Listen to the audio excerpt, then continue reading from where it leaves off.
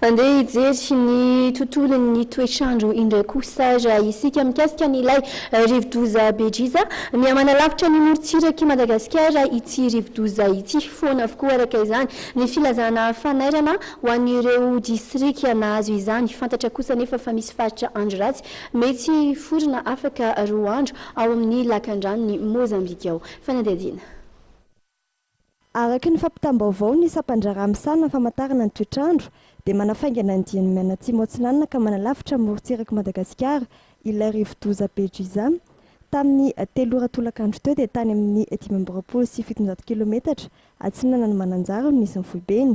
Noho izany dia foana avokoa ny filazana fanairana na loko maitso voarain'ireo fivondronana na arak'izany.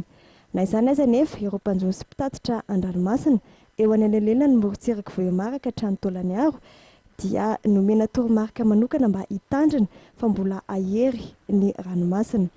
Etsy andany kosa ao amin'ny lakandranon'i Mozambika dia isy andro ratsy mety hiforona afaka 2 andro izay ara-maso akaiky satria mety hitondra orana betsaka any amin'ny faritra melaka, mena be ary atsimo andrefana.